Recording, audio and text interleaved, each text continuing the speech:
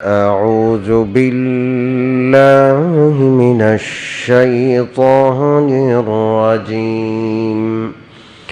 بسم الله الرحمن الرحيم.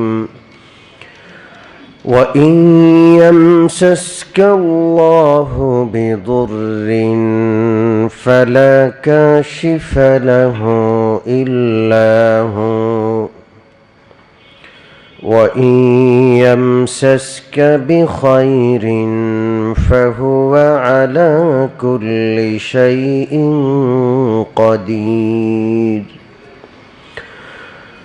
وقال النبي صلى الله عليه وسلم: لا يؤمن أحدكم حتى أكون أحب إليه من والده وولده والناس أجمعين، أو كما قال عليه الصلاة والسلام। সম্মানিত মুসল্লিয়ান কিরাম, ঝাড়ফুঁক তাবিজ কবজ সম্পর্কে আমাদের আলোচনা চলছে। গত আলোচনায় এবং এর আগের আলোচনায় ঝাড়ফুঁক তাবিজ কবজ বৈধ এই বিষয়ে আমরা দলিল পেশ করেছিলাম। কয়েকটা শর্তে ঝাড়ফুঁক তাবিজ কবজ বৈধ। আল্লাহ রসুল সাল্লাল্লাহু আলাইহি ওয়াসাল্লাম ঝাড়ফুঁক করেছেন, আল্লাহ রসুলের সাহাবারা ঝাড়ফুঁক করেছেন, এমনকি বিনিময়ও নিয়েছেন।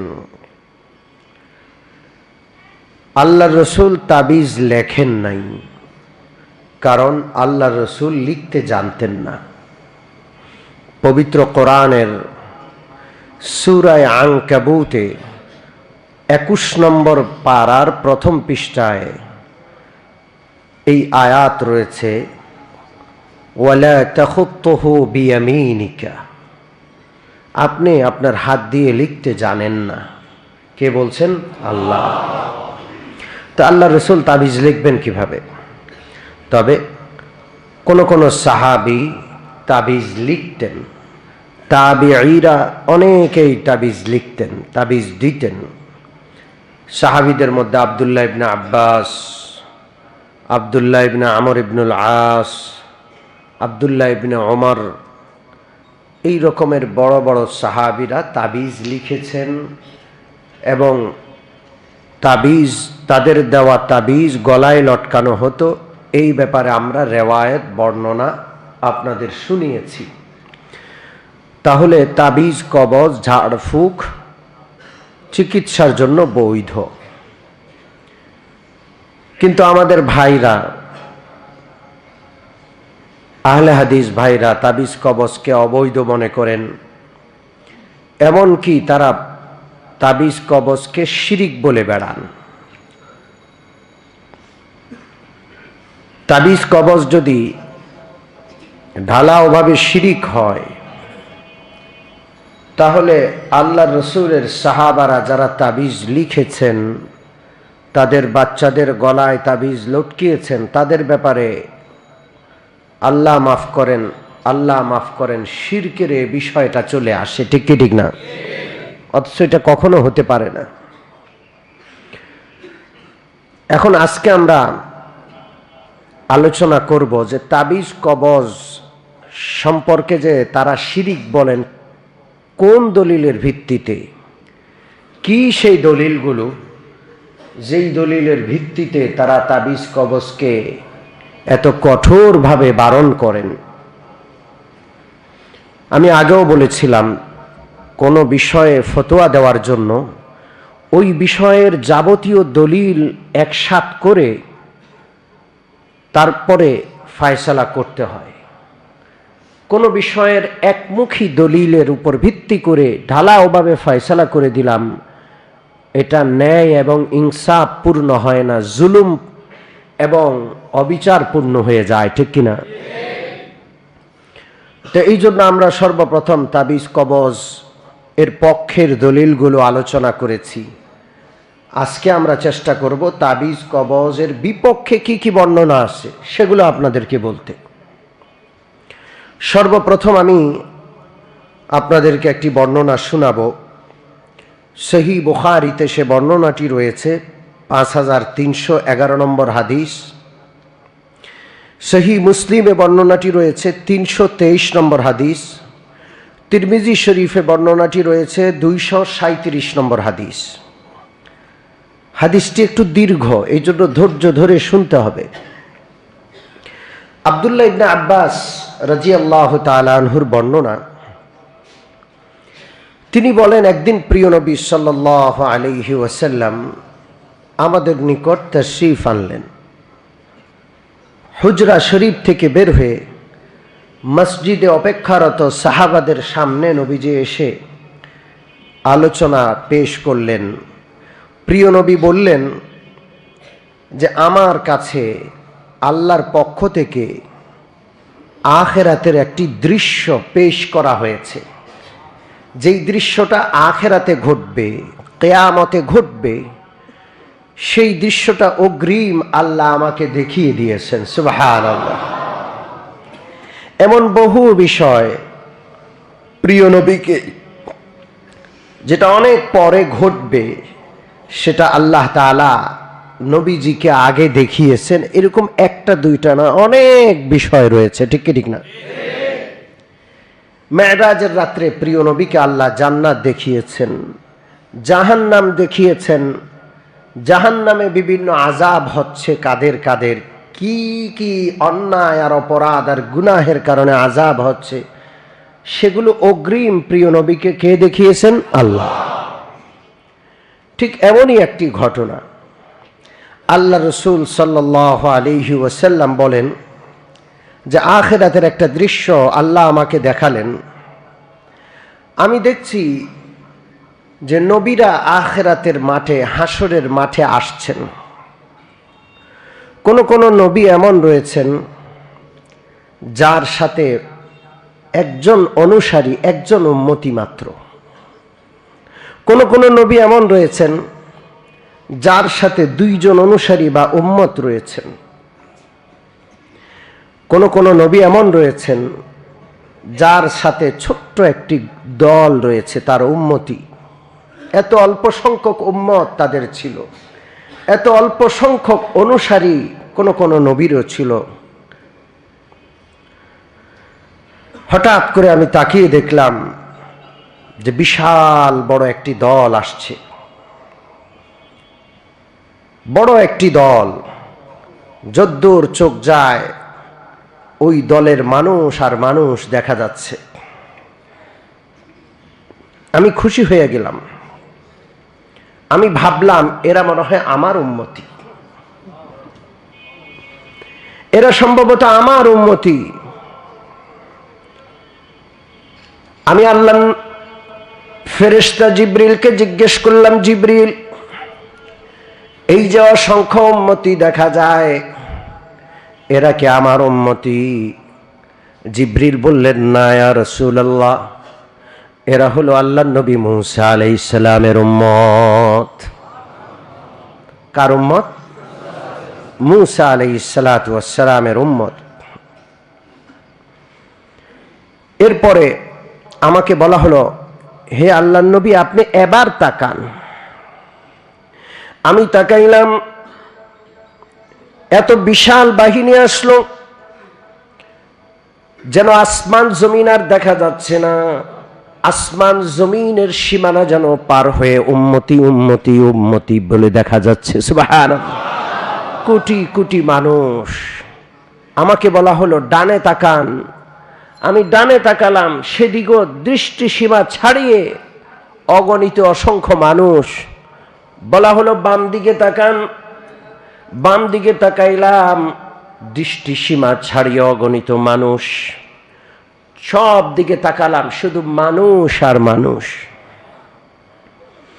আমাকে বলা হলো, ইয়া রাসূলুল্লাহ, এই দল যে বিশাল বড় দল, এই হলো আপনার উম্মতের দল।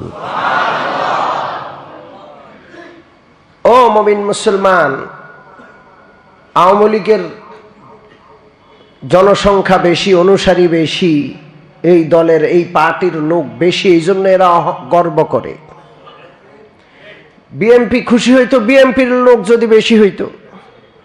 প্রত্যেকে চায় আমার দলটা যেন ভারী হয়, ঠিক কি ঠিক না? আমার নবীও চাচ্ছেন, আমার নবীরও মনের চাহিদা তার উম্মত, তার অনুসারীর সংখ্যা যেন বেশি হয়। কিন্তু বড় আশ্চর্যের বিষয়, মুসলমান কাফেরদের কথা শুনে জন্ম নিয়ন্ত্রণ পদ্ধতি অবলম্বন করে আমার রসুলের মনের যে খাহেশ ছিল সেটাকে গুরুত্ব না দিয়ে এক সন্তানের নীতি, দুই সন্তানের নীতি গ্রহণ করে আছে। মুসলমানদের মুখে স্লোগান, আগে একটা সময় ছিল ছেলে হোক মেয়ে হোক দুটি সন্তানেই যথেষ্ট। এখন আর দুইটারও দরকার নাই, সন্তান একটি হলে ভালো, দুটি হলে আর নয়। সন্তান একটা হলে ভালো হয়, দুইটা হলে আর নয়। কি স্লোগান! কে শিখাইল সন্তান কম নেওয়া? কে শিখাইল? এই আসমান জমিন চন্দ্র সূর্য গ্রহ নক্ষত্র সব আল্লাহর সৃষ্টি সেরা মানুষের জন্য, ঠিক কি ঠিক না? মানুষের কাছে মানুষ বোঝা হয়ে গেছে। গরুর চেয়েও মানুষের দাম কমে গেছে। গরুর খামার করে, গরুর পালন করে। কেউ কখনো স্লোগান দেয় না যে গরু একটা হলে ভালো হয়, দুইটা হলে আর নয়। স্লোগান দিয়েছে? ছাগল পালন করে, ছাগল একটা হলে ভালো হয়, দুইটা হলে আর নয়। স্লোগান আছে? দোকানদার ব্যবসায়ী দোকানদারি করে, দোকান একটা হলে ভালো হয়, দুইটা হলে আর নয়। এরকম স্লোগান আছে? বাড়ির মালিক, বাড়ি একটা হলে আর নয়, একটা হলে যথেষ্ট, দুইটা হলে আর নয়, এরকম কোন স্লোগান আছে? যার সিএনজি আছে, রাস্তায় সিএনজি নামায়, সে সিএনজির মালিক। সিএনজি একটা হলে আর নয়, দুইটা হলে আর নয়, এরকম কোনো কথা আছে? পৃথিবীর কোন প্রাণীর ব্যাপারে কথা নাই। আরে কুত্তা, কুকুর, কুকুর, আপনি আশ্চর্য হবেন, কুকুরের অধিকার নিয়ে কাজ করে এরকম লোক এই দেশে আছে। জায়গায় জায়গায় কুকুর বেশি হইতো। আগে একটা সময় সিটি কর্পোরেশন কুকুর নিধন করে কুকুরের সংখ্যা নিয়ন্ত্রণ করত। এই কুত্তা অধিকারের আন্দোলন যারা করে ওদের জ্বালায় এখন কুকুর আর নিয়ন্ত্রণ করা নিষেধ। হাইকোর্ট থেকে নির্দেশ, কুকুর মারা যাবে না। এরা দেশের সম্পদ, কুকুর মারা নিষেধ। কুকুরের সংখ্যা নিয়ন্ত্রণ ছাড়িয়ে গেছে। আপনারা গভীর রাতে বের হয়ে দেখেন কুত্তার জ্বালায় রাস্তাঘাটে হাঁটা যায় না। আপনারা রাতের বেলায় কম চলাচল করেন, কিন্তু একটা মৌসুম আসে যেই মৌসুমে আমাদের গভীর রাতে চলাচল করতে হয়। শীতকাল, মাহফিলের মৌসুম। বিভিন্ন এলাকায় মাহফিল করে ফিরতে ফিরতে আমাদের গভীর রাত হয়ে যায়। এই গভীর রাতে কুত্তাদের তাণ্ডবে আমরা অস্থির হয়ে যাই। গাড়ির ভিতরে গাড়ি চলছে, কুত্তার দল গাড়ি ধাওয়া করে। সত্যি সত্যি কথা, গাড়ি ধাওয়া করে এবং এমন ভাবে কুত্তার দল ধরে যেন কামড়িয়ে শেষ করে ফেলবে। ভয়ে আতঙ্কে কলিজা গলার কাছে এসে যায়। কুত্তার দোয়া পড়তে থাকে, আল্লাহ এই কুত্তাগুলোকে দমন করেন। সম্মানিত মুসল্লিয়ানে কেরাম, মানুষের দাম কুকুরের চেয়েও নামিয়ে ফেলেছে। মানুষের দাম গরু, ছাগল, পৃথিবীর অন্য অন্য প্রাণীর চেয়েও মানুষের দাম কমে গেছে। এমন তো হওয়ার কথা ছিল না। সবচেয়ে দামি সম্পদ মানুষ, সবচেয়ে দামি সম্পদ সন্তান। কোন মা বাবা সে যদি তার সন্তানগুলোকে সুসন্তান বানাতে পারে, যেহেতু মা বাবার মাধ্যমে এই সন্তানগুলো পৃথিবীতে এসছে, এই সন্তানগুলো যত ইবাদত করবে, যত সেজদা করবে, যত তেলাওয়াত করবে, মা বাবার জন্য সন্তানের সমস্ত ইবাদতগুলো সাদাকায়ে জারিয়া হবে।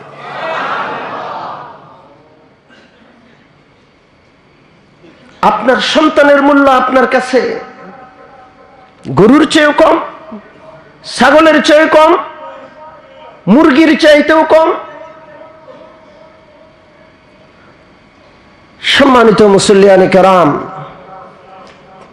জানি না কোন হতভাগার কুলাঙ্গার এই পৃথিবীতে জন্ম নিয়ন্ত্রণ পদ্ধতি চালু করেছে। আর পশ্চিমা বিশ্বের এই ট্যাবলেট মুসলমানরা খেয়ে মুসলমানরা এখন সন্তান নিতে রাজি না। সন্তানকে বোঝা মনে করে।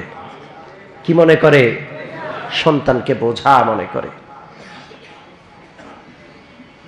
আমার কথায় অনেকে হাসছেন, কারণ এত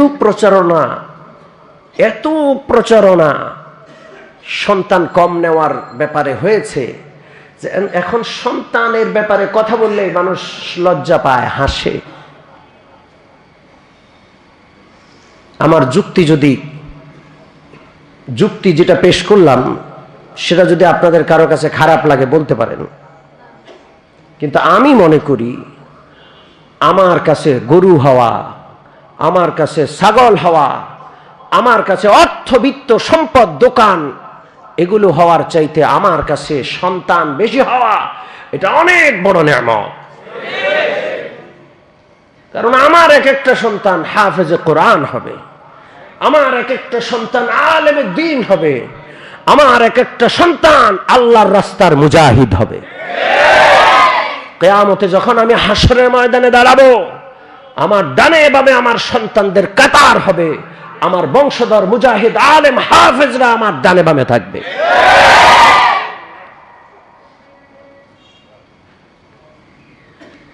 আল্লাহর রাসূল খুশি হবেন যে আমার উম্মতের সংখ্যা তোমরা বাড়িয়ে এনেছো। কে আমাদের শিখাইলো? কে মানুষকে পৃথিবীর বোঝা বানাইলো? গরু বোঝা না, ছাগল বোঝা না, কুকুর বোঝা না, মানুষ আশরাফুল মাখলুকাত এই পৃথিবীর বোঝা হয়ে গেল। কে এটা আমাদের বুঝাইলো? আল্লাহ রাব্বুল আলামিন বলছেন, ওয়ালা তাকতুলু আওলাদাকুম মিন ইমলাক নাহনু নারযুকুকুম ওয়া ইয়্যাহুম। তোমরা তোমাদের সন্তানদের হত্যা করো না অভাবের ভয়ে। কি খাবো, কি খাবে? এত মানুষ বেড়ে গেলে পৃথিবীতে কিভাবে চলবে? পৃথিবীতে মানুষ আর মানুষের সংখ্যা কমা দরকার। এই চিন্তা করে রিজিকের ভয়ে তোমরা সন্তান হত্যা করো না। নাহনু নারযুকুকুম ওয়া ইয়্যাহুম, আমি তোমাদেরকে রিজিক দেই, আমি তোমাদের সন্তানদেরকে রিজিক দেব। কে বলছেন? জাহিলি যুগে সন্তান হত্যা করা হতো জিন্দা দাফন করে, কবর করে।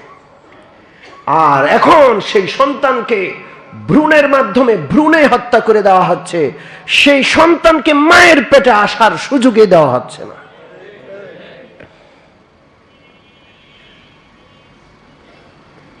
ও মুমিন মুসলমান, অভাবের ভয়ে যদি কেউ কি খাবে জন্ম নিয়ন্ত্রণ করে, তাহলে তার এটা কবিরা গুনাহ, এমন কি শিরকের গুনাহ, কুফুরের গুনাহ পর্যন্ত হতে পারে। কারণ তুমি তোমাকে রিজিকের মালিক মনে করছো, অথচ আল্লাহ বলছেন তোমরা তোমাদের সন্তানকে হত্যা করো না, আমি তোমাদেরও রিজিক দিই, তোমাদের সন্তানেরও রিজিক দিই। মানুষের সংখ্যা বেড়েছে, রিজিকের পরিমাণ বাড়িয়েছেন কে? মানুষ বোঝা না। পৃথিবীর কোনো প্রাণী কামাই করে না। আল্লাহ পাক প্রত্যেকটা মানুষকে দুইটা হাত দিয়েছেন, মেধা দিয়ে পৃথিবীতে পাঠিয়েছেন। বানর কত চালাক প্রাণী, কোটি বছর হয়েছে, বানর কোনোদিন কামাই করে খায় না। বানরের এত মেধা নাই যে সে কামাই করে রোজগার করে জাতির জন্য কিছু করতে পারে।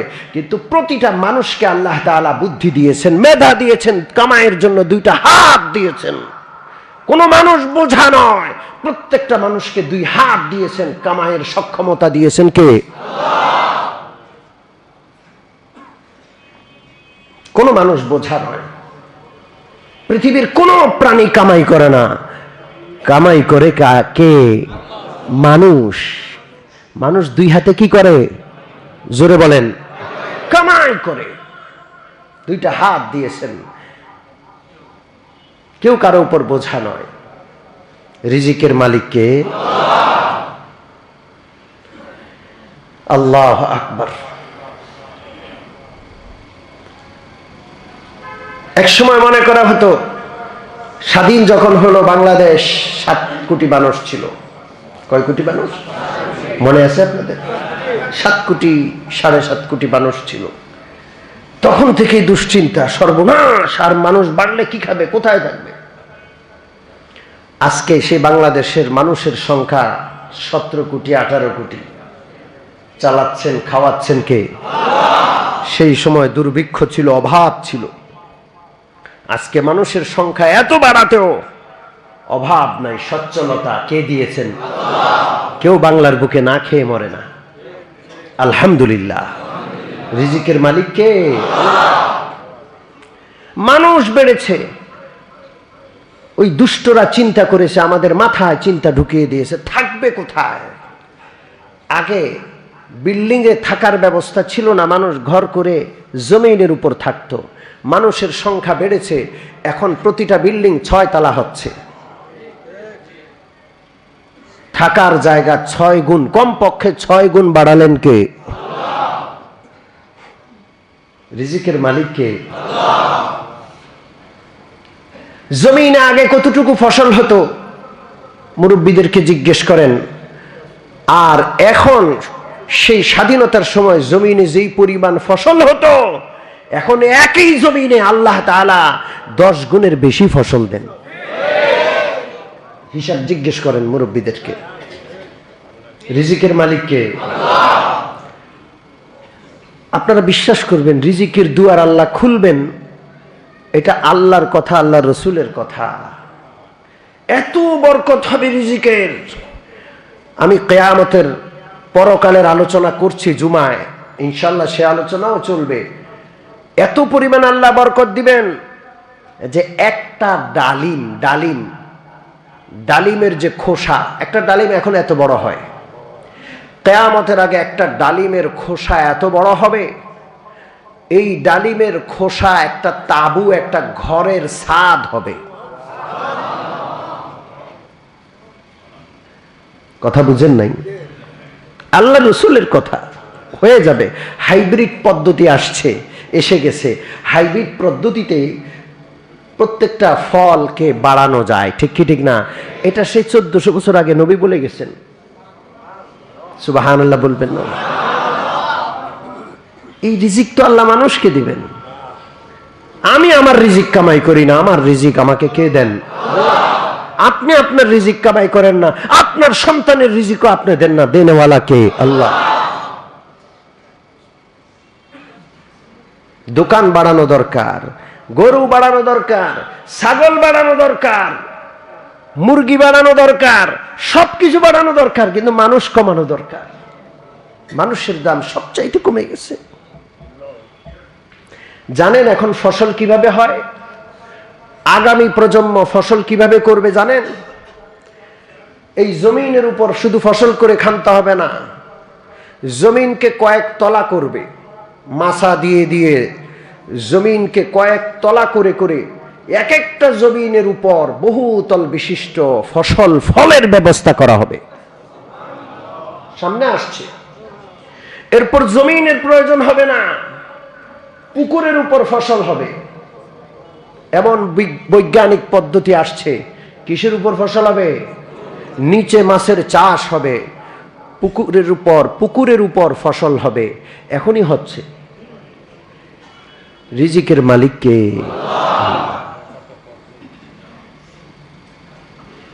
আর এই ব্যাপারে আলোচনা, দলিল ভিত্তিক আলোচনা এখন আমি তো করছি না, আমি শুধু যুক্তি আপনাদেরকে দিচ্ছি। রিজিকের মালিক যে আল্লাহ, আপনি রিজিকের মালিক হয়ে বসে থাকেন না। আর আমি এই সমস্যাটা গরিবের তুলনায় ধনী পরিবারে বেশি দেখি। আমি তো উত্তরায় থাকি, আমি এই বিষয়টা বেশি দেখি ধনীদের মধ্যে, যাদেরকে আল্লাহ অর্থ সম্পদ বেশি দিয়েছেন, যারা ৫-৭টা সন্তান হলেও সুন্দরভাবে ওদের পড়াশোনা করিয়ে মানুষ করতে পারত, সেই লোকগুলোই এমন রিজিকের ভয়ে ভীত, একটা সন্তানের বেশি নেয় না। এরপর কি হয়? কি হয় বলছি আপনাদের। আমি তো ইমাম, আমাদের কাছে মানুষ মুসিবতে পড়লে আসে, সুখের কথা বলে না। যখন কষ্টে পড়ে চতুর্দিকে অন্ধকার, তখন দৌড়া ইমাম সাহেবের কাছে আসে। ঠিক কি ঠিক না?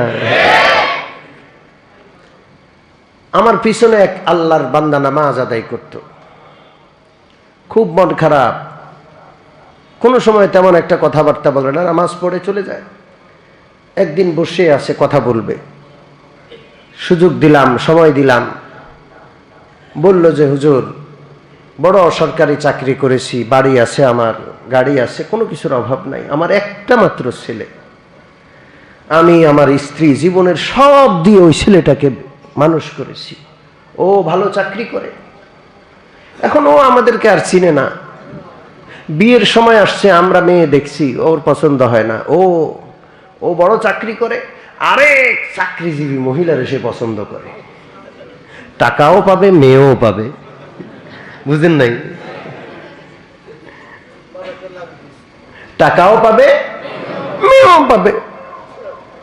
মা বাবা চাচ্ছে যে আহারে আমরা বুড়ো হয়ে গেছি, পোলাটা সারাদিন অফিসে কাটায়, অন্তত আমাদের একমাত্র সন্তানের বউটা যদি ঘরে থাকে, এই বুড়া বয়সে আমরা একটা সাহারা পাবো, সঙ্গী পাবো, আমরা আদর যত্ন পাবো। কিন্তু একমাত্র ছেলে, এখন তার বাবা মার দরকার নাই, বাবা মা যে মেয়ে দেখায় পছন্দ হয় না, ও পছন্দ করেছে টাকাওয়ালা মেয়ে, টাকাও পাবে, মেয়েও পাবে। এই জন্য বাপের খুব মন খারাপ, কোনোভাবেই ছেলেরে কথা শোনানো যাচ্ছে না, বাপ মা বুঝে না। বলে যে আপনারা কি বুঝেন, দুনিয়ার কিছুই বুঝেন না এখনো। বাপ মারে পাত্তাই দেয় না, বেশি চাপাচাপি করছে, বিয়ে করে এখন আলাদা থাকে, বাপ মা বুড়া, একা একা থাকে। বেশি জ্ঞানের করো, আমি আলাদা থাকি, এটাই ভালো। একমাত্র সন্তান, এই দুঃখে, এই কষ্টে আমার সেই মুসল্লি শেষ পর্যন্ত মারা গেল। সত্য ঘটনা, উত্তরার ঘটনা। আমার পিছনে নামাজ পড়তো, সবার আগে মসজিদে আসতো, সবার পরে মসজিদ থেকে বের হতো। ওই দুঃখ, ওই সন্তানের এই কষ্টে সে মারা গেল। কারণ তার সন্তান সারা জীবনের সাধনা মাত্র কয়জন? মরবে না কেন? কষ্ট দিছে সেই, সান্ত্বনা দেওয়ার তো কেউ নাই।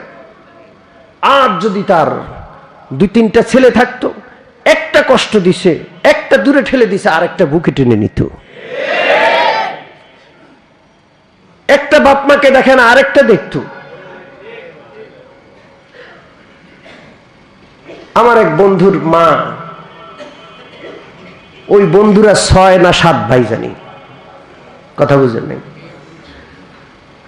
সবগুলো আলেম, মাদ্রাসায় পড়িয়েছে, আল্লাহ তাআলা অর্থ দিয়েছে। 2-3 জন সৌদি আরব থাকে, মা রেলে টানাটানি, মা ছেলেদের খুশি রাখতে পারে না, ওর ঘরে গেলে ও আসতে দেয় না, বাকিগুলো বেজার হয়ে যায়, ওর বাড়িতে গেলে ও আসতে দেয় না, বাকিগুলো বেজার হয়ে যায়। এরপরে সিরিয়াল, কে উমরা করাবে, কে হজ করাবে, সিরিয়াল। ওই বুড়ি ভদ্র মহিলা এখনো জিন্দা আছে,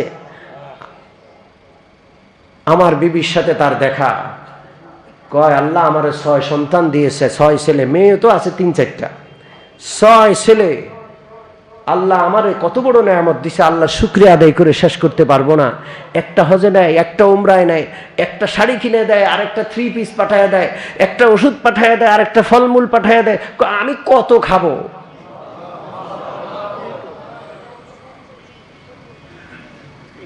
কথা কি বুঝেন? মনে রাখেন। আচ্ছা, আরেকটা ঘটনা শুনে, বেশি শোনাবো না, অনেক আছে আমার ভান্ডারে এই সমস্ত আলোচনা, কিন্তু আমি আরেকটা শোনাবো। এক লোক বিমান বাহিনীতে চাকরি করে, আমার সেক্টরের মানুষ। কিসে চাকরি করে? উনি আবার একটা ছেলে একটা মেয়ে নিছে।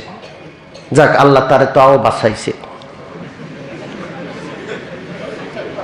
ওনার একটা ছেলে, আমার এই আলোচনা লাইভ চলছে, এই আলোচনা দেশ বিদেশের মানুষ শুনছে, এটা আমার অভিজ্ঞতা। হয়তো আমি যার ঘটনা বলছি একজন তো মারাই গেছে, এখন যার ঘটনা বলবো হয়তো তিনিও শুনবেন বা তার আত্মীয়রা শুনবে। ওনার এক ছেলে এক মেয়ে, বিমান বাহিনীতে ভালো পোস্টে চাকরি করে। ওনার বাড়ি আবার ঘটনা চক্রে আমাদের এলাকায় 13 নম্বর সেক্টরে থাকেন। এক ভাই বিমান বাহিনীতে চাকরি করে, আর এক ভাই উপসচিব, এখন সম্ভবত রাষ্ট্রপতির সচিব তিনি। আমার খুব মহব্বতের মানুষ। তো যে ভাই বিমান বাহিনীতে চাকরি করে তার একটা ছেলে একটা মেয়ে। জীবনের সব সাধনা এই একটা ছেলেরে মানুষ করার পিছনে। ছেলেটা খুব ভালো ছাত্র, মা বাবার অনুগত, ইন্টার পরীক্ষা দিয়েছে, খুব ভালো রেজাল্ট করেছে। যেহেতু বাবা বিমান বাহিনীতে আছে, ছেলেকে সেনাবাহিনীতে আনার চেষ্টা করেছে। বাবার রেফারেন্সে ছেলে আলহামদুলিল্লাহ মেধাবী, সেনাবাহিনীতে খুব ভালো চাকরি পেয়েছে। এখন চাকরিতে জয়েন করবে, যোগ দিবে মাত্র, বেশি দেরি নাই, কয়েকদিন আর আছে। লেটার চলে আসছে, সবকিছু চলে আসছে। আজ থেকে 2-3 বছর আগের ঘটনা। রোজার ঈদের দিন বা কোরবান ঈদের দিন তার বন্ধু বান্ধব তাকে নিয়ে বলো যে চলো আমরা একটু সাঁতার কেটে আসি। উত্তরার পাশে যে নতুন সেক্টর হচ্ছে ওখানে লেক আছে, লেক, অনেকে ঘুরতে যায়। সেই লেকে ঈদের দিন গোসল করতে নিয়ে গেছে বন্ধুরা। এখন সে আর ফিরে আসে না, তার লাশ ভেসে উঠলো লেক থেকে। ওই ছেলের লাশ কি উঠলো? ভেসে উঠলো লেক থেকে। হায় রে বাবার কাঁদন। তাকে কে মারলো, কে হত্যা করলো? তার বাবার দাবি যে এই বন্ধু বান্ধবরা ঈর্ষান্বিত হয়ে ওকে খুব সলা কৌশল পরামর্শ করে তাকে খুব সুন্দরভাবে নিয়ে সেখানে চুবিয়ে মেরে ফেলেছে। এটা হলো তার বাবার দাবি। এবং ওই বাচ্চাদের বিরুদ্ধে কেসও করেছে, সবাই 16-17 বছরের পোলাপাই, কেস মামলা করে দিয়েছে। ময়না তদন্ত হলো, ময়না তদন্তের রিপোর্ট আসছে না কেউ চুবায়া মারে নাই, নিজে মরে গেছে। তার বাবা, এই মৃত ছেলের বাবা, আধা পাগলের মতো হয়ে গেছে যে আমার সব শেষ, আমার তো ছেলেই ছিল একটা, আমি তো সবকিছু তার জন্য করেছি, আমার আপনার দুনিয়ায় থাকার কোনো অর্থই নেই। মানে সে যে কোনো সময় আত্মহত্যা করে, নিজে এত ব্যর্থ নিজেকে ভাবে যে কোনো সময় আত্মহত্যা করে মরেই যাবে সে। ময়না তদন্তের রিপোর্টের ব্যাপারে তার মন্তব্য হলো এটা ভুয়া রিপোর্ট, ওরা টাকা দিয়া রিপোর্ট উল্টায় ফেলছে। তার ভাইয়ের উপর তার খুব ক্ষোভ যে আমার ভাই সচিব মানুষ, ওদের বিচার করলো না। ওর ভাই বলে যে ভাই, যেটা তদন্তের রিপোর্ট আসছে এটাকে আবার জোর করে পাল্টানো, আবার ওদেরকে জেল খাটানো, আচ্ছা ছেলে কি আর ফেরত আসবে? যাই হোক, ভাইয়ের সাথে ভাইয়ের এত মনোমালিন্য হলো এই বিষয়টা নিয়ে। ভাইয়ের সাথেও তার সম্পর্ক এতটাই যে আজকে কয়েক বছর সে আর ভাইয়ের সাথে কথাই বলে না। সব সময় দেখলে হায় হায় যে আমার তো সব শেষ। এই লোকটা যদি আর 2-1টা সন্তান যদি নিত, একটা মরে গেছে, আরেকটারে কোলে নিয়ে বুকে নিয়ে আরেকটাকে জড়িয়ে সে সান্ত্বনা লাভ করতে পারত। এই দুর্ঘটনাময় পৃথিবী যত জ্ঞান বিজ্ঞানের উন্নতি সাধিত হয়েছে, অত দুর্ঘটনা বেড়ে গেছে। আগে মানুষ পাথরের যুগে ছিল, হেঁটে চলে ঘোড়ায় ঘোড়ার গাড়িতে করে পথ অতিক্রম করতো, এত দুর্ঘটনা এত মরণ ছিল না। এখন যখন বাস বের হয়েছে, প্রাইভেট বের হয়েছে, ট্রেন বের হয়েছে, প্লেন বের হয়েছে, প্রতিদিন কি পরিমাণ মানুষ এই সড়ক দুর্ঘটনায় নিহত হয় কল্পনাও করা যায় না। আজকে একটা সড়ক দুর্ঘটনায় একসাথে আজকে 6 জন মারা গেছে। কয়জন? আজকের ঘটনা এক জায়গায়, কোথায় এটা? মানিকগঞ্জে নাকি। আজকে সড়ক দুর্ঘটনাটা এত পরিমাণ সহনীয় হয়ে গেছে, এগুলো এখন আর গুরুত্বও রাখে না। কয়জন মূল্য, কি মূল্য না বলল, গুরুত্বই রাখে না। এই সড়ক দুর্ঘটনায় মারা যাওয়ার ক্ষেত্রে জোয়ান, বুড়া, বাচ্চা, শিশু, ছেলে, মেয়ে কোনো তারতম্য আছে? এই জন্য আমি বলছি যে আল্লাহ রসুল সাল্লাল্লাহু আলাইহি ওয়াসাল্লাম উম্মত বেশি দেখে খুশি হবেন। আল্লাহ রসুল উৎসাহিত করেছেন, তাজাওয়াজুল ওদুদ আল ওয়ালুদ, তোমরা এমন নারীকে, এমন বংশের নারীকে শাদী করো, বিয়ে করো, যেই বংশে সন্তান বেশি জন্ম নেয়। কেন? রাসূলুল্লাহ বলছেন, ফাইন্নী মুকাসিরুম বিকুমুল উমাম, তোমরা উম্মতেরা যখন সংখ্যায় বেশি হবে, কিয়ামতে হাসরে আমি তোমাদেরকে নিয়ে আল্লাহর দরবারে গর্ব করব যে আমার উম্মতের সংখ্যা বেশি। আল্লাহ রসুল বলছেন এক কথা, আর কাফের, মুশরিক, বেঈমান, বেদিনরা আরেক কথা বলছেন। মুসলমান রাসূলুল্লাহর কথা না শুনে কাফের, মুশরিক, বেদিনদের কথা শুনে বেড়াচ্ছে। রহমত আসবে কোত্থেকে? যাই হোক, আজকের এই আলোচনাটা প্রসঙ্গক্রমে আসলো। আমার মূল আলোচনায় আমি আবার ফিরে যাচ্ছি। আল্লাহ রসুল সাল্লাল্লাহু আলাইহি সাল্লামের একখানা হাদিস শোনাচ্ছিলাম, মনে আছে না ভুলে গেছেন? প্রিয় নবীকে আল্লাহ তাআলার পক্ষ থেকে হাসরের ময়দানের দৃশ্য দেখানো হলো। কোন নবী আসছেন একজন উম্মত তার সাথে, কোন নবী আসছেন 2 জন উম্মত, কোন নবী আসছেন একজনও নাই তার সাথে উম্মত, কোন নবী আসছেন যার সাথে এক দল, ছোট্ট দল আছে। বড় একটি দল আসলো, নবীজি ভাবলেন তার উম্মত। নবীজিকে বলা হলো না, এটা মূসা আলাইহিস সালামের উম্মত। এরপরে নবীজিকে বলা হলো আপনি তাকায় দেখেন। নবীজি তাকালেন, দৃষ্টি সীমা পর্যন্ত মানুষ আর মানুষ। বলা হলো ডানে তাকান, ডানে তাকায়ও দৃষ্টি সীমা পর্যন্ত মানুষ আর মানুষ। বামে তাকান, বামে তাকিয়েও দৃষ্টি সীমা পর্যন্ত মানুষ আর মানুষ। নবীজিকে বলা হলো এরা আপনার উম্মতি। নবীজি খুশি হয়ে গেলেন, নবীজির উম্মতের সংখ্যা বেশি। আমরা আপনারা নবীজিকে খুশি করার নিয়ত করতে পারি না? জোরে বলেন। আল্লাহ যেন মনে রাখার তৌফিক দান করেন, আল্লাহ যেন বুঝার তৌফিক দান করেন।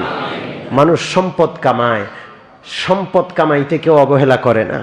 1 লক্ষ টাকা আছে আর দরকার নাই নাকি? 1 কোটি টাকা আছে আর দরকার নাই? সবার আরো আরো আরো দরকার। এই টাকা পয়সা, ক্ষমতা, পদ পদবী যেমন সম্পদ, এর চেয়ে দামি সম্পদ হলো সন্তান। আল্লাহ যেন মনে রাখার বুঝার তৌফিক দান করেন। জোরে বলেন আমিন। বেগাইরি হিসাব অসংখ্য লোক নবীর উম্মতি। নবীজি খুশি হলেন। কি হলেন? আল্লাহ রসুল সাল্লাল্লাহু আলাইহি ওয়াসাল্লামকে বলা হলো, ওগো নবীজি, এই যে অসংখ্য উম্মতি আপনার, এই উম্মতি এর মধ্যে 70,000 রয়েছেন, যেই 70,000 বিনা হিসাবে কিতাবে আল্লাহ জান্নাত দান করে দিবেন। 70,000 বিনা হিসাবে জান্নাতে চলে যাবে। কত হাজার?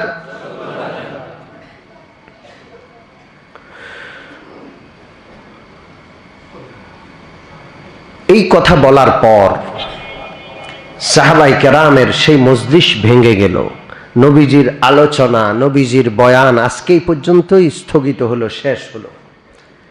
সাহাবায়ে কেরাম উঠে যাওয়ার পর সবাই একে অপরের সাথে আলোচনা করছে, আরে ওই 70,000 যারা বিনা হিসাবে জান্নাত পাবে, আমরা যদি তাদের অন্তর্ভুক্ত হইতাম, আরে আমি যদি হইতাম। সাহাবারা ছিলেন আখিরাতের পাগল। কিসের পাগল? আমরা হইলাম দুনিয়ার পাগল। লাখ টাকার মালিক দেখলে আমি খেলে আফসোস করে, আরে আমি যদি লাখ টাকার মালিক হইতাম। কোটিপতি দেখলে আফসোস করে, আমি যদি কোটিপতি হতাম। সাহাবায়ে কেরামের দুনিয়ার প্রতি নজর ছিল না, দুনিয়ার লোভ লালসা ছিল না, তাদের আখিরাতের প্রতি নজর, আখিরাতের দিকে তাদের দৃষ্টি ছিল, আখিরাতের নেয়ামত আর জান্নাতের প্রতি তাদের লালসা ছিল। এই জন্য তারা আল্লাহ রসুলের সেই মজলিস থেকে উঠে গিয়ে খালি আফসোস করছে, আরে আমি যদি ওই 70,000-এর ভিতরে হইতাম, আমিও যদি একজন হইতাম। এই আলোচনা চলছে সাহাবাদের মধ্যে, গুঞ্জন চলছে। যেখানে কয়েকজন একত্র হয় সেখানে সবার মধ্যে আলোচনা, আরে আমি যদি হইতাম, আমরা যদি হইতাম ওই 70,000-এর অন্তর্ভুক্ত। কথা বুঝেন নাই? হট কেক কি বলে? হট, যে আজকের আলোচনার এটাই বিষয়বস্তু। সারা দেশের মানুষ এটা নিয়ে আলোচনা করছে। এখন সারা দেশের মানুষ, সরকার প্রধান থেকে নিয়ে সাধারণ মানুষ পর্যন্ত সবার মুখে ভাস্কর্য আর ভাস্কর্য। ঠিক কি ঠিক না? ও মুমিন মুসলমান, আল্লাহ যেন নাপাক ভাস্কর্য থেকে, ভাস্কর্য প্রীতি থেকে, মূর্তি প্রীতি থেকে, মূর্তি প্রেম থেকে আল্লাহ যেন এই জাতিকে রক্ষা করেন। সেই সময় পুরা মদিনার প্রতিটা মানুষের, প্রতিটা পুরুষ আর নারীর মুখে মুখে ছিল, আরে আমি যদি সে 70,000-এর একজন হইতাম। এইভাবে ঘরে ঘরে, জায়গায় জায়গায় সাহাবায়ে কেরামের মধ্যে জান্নাতি হওয়ার আলোচনা। 70,000 জান্নাতি হবে, আহারে আমি যদি হইতাম, আমিও যদি ওর দলভুক্ত হইতাম। এই আলোচনা চলতে চলতে সাহাবায়ে কেরামের মধ্যে আর একটা আলোচনা আসলো, যে না, এই 70,000-এর অন্তর্ভুক্ত আমরা হতে পারবো না, কারণ আমরা শিরকে জন্মগ্রহণ করেছি, আমাদের জন্ম হয়েছে মুশরিকের ঘরে, আমরা জীবনের বড় একটা অংশ মুশরিক হিসাবে কাটাইছি, আমাদের জীবনের শুরু অংশটা ভালো যায় নাই। পরেই না আমরা শেষ বয়সে আইসা বা মধ্য বয়সে আইসা নবীজির হাতে হাত দিয়ে কালমা পড়ছি, না হয় আমাদের জীবনের বড় একটা অংশ, কারো কারো তো জীবনটাই কেটে গেছে শিরকের মধ্যে, না আমরা এই 70,000-এর অন্তর্ভুক্ত হতে পারবো না, এই ভাগ্য মনে হয় আমাদের হবে না। এক তো আশা জাগলো, আবার সাথে সাথে নৈরাশ্যের একটা ভাব আসলো, যে আরে না, আমরা এই 70,000-এর অন্তর্ভুক্ত হতে পারবো না। সাহাবায়ে কেরাম সবার মন ভেঙে গেল। দেখছেন অবস্থা, কত পরিমাণ উৎসাহ উদ্দীপনা জান্নাতি হওয়ার জন্য। আমরা যে আজকে 70,000-এর জান্নাতি যারা বিনা হিসাবে হবে তাদের আলোচনা শুনছি, এটা আমাদের হটটক হবে না, কারণ আমরা জান্নাতের লোভী না। প্রত্যেক ব্যক্তি ব্যতীত আলোচনা হবে না, হাত তুললে আল্লাহর কাছে চাইবো না, মনেও থাকবে না, কারণ আমরা জান্নাতের লালসায় লালায়িত না। আল্লাহ যেন আখিরাতের মহাব্বত, জান্নাতের মহাব্বত আল্লাহ আমাদের দিলে দান করে দেন।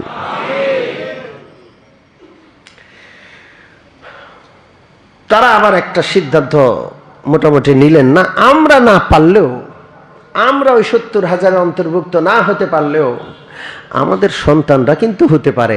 কারণ এক তো হলো ওরা মুসলমানের ঘরে জন্মগ্রহণ করেছে, আমরা তো মুসলমান, ওরা জন্ম থেকেই মুসলমান, ওদের সেই ভাগ্যটা আছে। এবং রাসূলুল্লাহকে তারা দেখেছে, আমাদের ছোট্ট ছোট্ট বাচ্চাগুলো, অতএব ওরা এই 70,000-এর অন্তর্ভুক্ত হবে আশা করা যায়।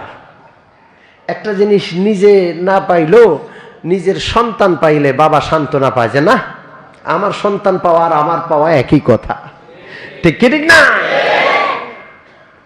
সাহাবারা বড় খুশি যে ঠিক আছে, যাক, আমরা না পাইলেও আমাদের সন্তানরা 70,000-এর একজন হওয়ার টিকিট পাবে। এইভাবে সারাদিন আলোচনা, বিবেচনা, আশা নিরাশা, এইভাবে হতে হতে হতে হতে পরের দিন আবার রাসূলুল্লাহর মজলিস বসলো। সাহাবায়ে কেরামের মধ্যে গুঞ্জন গুঞ্জন। নবীজি জিজ্ঞেস করলেন, কি ব্যাপার? তোমরা মনে হয় কিছু বলবে, কিছু জিজ্ঞাসা করবে। সাহাবারা বললেন, ইয়া রাসূলুল্লাহ, আপনি যে গতকাল 70,000 আপনার উম্মতি সর্বপ্রথম বিনা হিসাবে জান্নাতি হবে এই সুসংবাদ দিয়েছেন, আমাদের মধ্যে এইভাবে আমরা চিন্তা করেছি, সারাদিন এই নিয়ে আমাদের মধ্যে গবেষণা চলেছে, এক একজন এক এক মতামত দেয়। শেষ পর্যন্ত আমরা চিন্তা করলাম এই 70,000 এর অন্তর্ভুক্ত হওয়ার সৌভাগ্য আমাদের হয়তো হবে না, কারণ আমাদের জীবনের বড় একটা অংশ শিরকের মধ্যে গেছে, কুফরের মধ্যে গেছে। আমরা আমাদের জীবনের বড় একটা অংশ বেকার শেষ করেছি, এই জন্য হয়তো এই সৌভাগ্য আমাদের হবে না, কিন্তু আমাদের সন্তানরা হয়তো এই সৌভাগ্য পাবে, এমন একটা চিন্তা আমরা করেছি। এখন ইয়া রাসূলুল্লাহ, এই ব্যাপারে আপনি কিছু বলেন। আল্লাহু আকবার, আল্লাহু আকবার। বিশ্বনবী রাহমাতুল লিল আলামিন বলেন,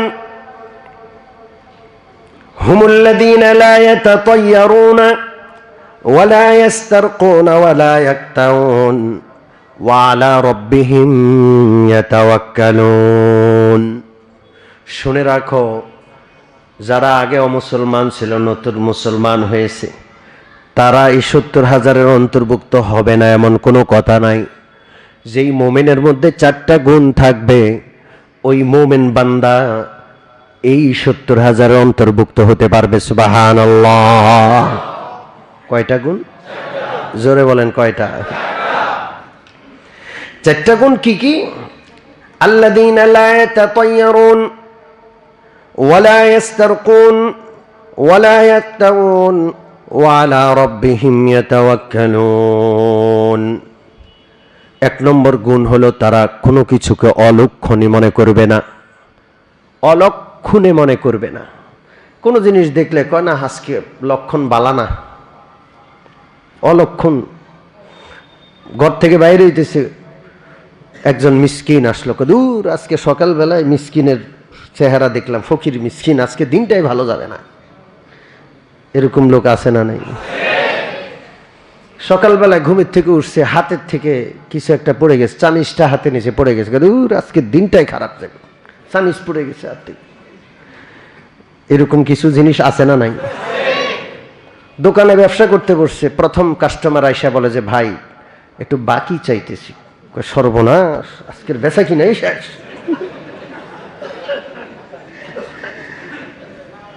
যে কোনো জিনিসকে অলক্ষণে মনে করা, ঠিক কি ঠিক না? ঘর থেকে বাইরে এসে দেখে যে শালিক পাখি জোড়া, 2টা শালিক পাখি বসে আছে। আমরা ছোটকালে শুনতাম, কয় আজকের দিনটা খালি মুসিবত আর বিপদে কাটবে, কারণ জোড়া শালিক দেখছে। কি দেখছে? জোড়া শালিক দেখছে। এরকম যে কোনো জিনিসকে কুলক্ষণে মনে না করবে যারা, কুলক্ষণে মনে না করবে যারা, 1 নম্বর গুণ। 2 নম্বর গুণ, ওয়ালা ইয়াস্তারকুন। 2 নম্বর গুণ হলো যারা ঝাড় ফুঁক করবে না, তাবিজ তোমার করবে না। আমার আলোচনার বিষয়, যারা কি করবে না? ঝাড় ফুঁক করবে না, তাবিজ তোমার করবে না। এটার ব্যাখ্যা করতে হবে, বাকি এখানে আসছে সেটা আমি আপনাদের শোনালাম। 3 নম্বর, যারা দাগিয়ে চিকিৎসা করবে না। দাগিয়ে চিকিৎসা করা মানে, সেই যুগে এক রকমের চিকিৎসা ছিল, লোহা গরম করে শরীরে সেক দিত, দাগ দিত। দাগ দিলে ওরা মনে করতো এটা হলো আখেরি চিকিৎসা, শেষ চিকিৎসা। দাগাইয়া চিকিৎসা করত। আল্লাহ রসুল বলেন, 3 নম্বর গুণ, তারা দাগাইয়া চিকিৎসা করবে না। অসুস্থতা এক কষ্ট, দাগাইয়া চিকিৎসার নামে যখন দাগ দিবে, কষ্ট বাড়বে না কমবে? ইসলাম এটাকে সমর্থন করে না। এগুলো নিয়ে আমি বিস্তারিত হয়তো আর একটু আলোচনা করব। 4 নম্বর, ওয়া আলা রাব্বিহিম ইয়াতাওয়াক্কালুন। তারা তাদের প্রভুকে, তাদের প্রভুর উপর আস্থা রাখবে, তাওয়াক্কুল আর ভরসা করবে। সুবহানাল্লাহ। এই 4টা গুণ যাদের থাকবে, তারা ওই 70,000-এর অন্তর্ভুক্ত হতে পারবে। সুবহানাল্লাহ। আল্লাহ রসুলের একজন সাহাবী ছিলেন, নাম হলো উক্কাশা। হযরত উক্কাশা রাদিয়াল্লাহু তাআলা আনহু সাথে সাথে দাঁড়ায় গেলেন আর আবেদন করলেন, ইয়া রাসূলুল্লাহ, এই যে 70,000 লোক বিনা হিসাবে জান্নাতে যাবে, আপনি একটু আমার জন্য দোয়া করেন, আমি যেন 70,000-এর অন্তর্ভুক্ত হই। আল্লাহ রসুল সাল্লাল্লাহু আলাইহি ওয়াসাল্লাম সাথে সাথে বললেন যে ঠিক আছে, আমি তোমার জন্য দোয়া করলাম, ইনশাআল্লাহ তুমি ওই 70,000-এর একজন হবা। আল্লাহু আকবার। আরেকজন কয়, সর্বনাশ, দোয়া চাইলেই তো 70,000-এর একজন হওয়া যায়। উনিও দাঁড়ায় বললেন, হুজুর আমার জন্য একটু দোয়া করেন। আল্লাহ রসুল বললেন, সাবাকাকা উক্কাশা, আরে ওই জায়গা তো উক্কাশায় দখল করে ফেলছে, এখন আর দোয়া করব না। কারণ এটা একটা আমল করে ওই মর্যাদা অর্জন করতে হবে, ঠিক কি ঠিক না? নবীজি সাল্লাল্লাহু আলাইহি সাল্লাম একজনের জন্য দোয়া করছেন, ঠিক আছে, এখন দ্বিতীয় জনের জন্য দোয়া করলে তৃতীয় আরেকজন দাঁড়াবে, চতুর্থ আরেকজন দাঁড়াবে, এইভাবে একজনের পর একজন লাইন ধরে বলবে যে হুজুর আমার জন্য, আমার জন্য, আমার জন্য, ঠিক কি ঠিক না? বিষয়টা আমলের উপর নির্ভর করে দিলেন। 4টা গুণ অর্জন করতে হবে, এই 4 গুণ অর্জন করলে তোমরা ইনশাআল্লাহ 70,000-এর অন্তর্ভুক্ত হতে পারবা। সম্মানিত মুসল্লিয়ানে কেরাম, আজকের আলোচনা এই পর্যন্তই।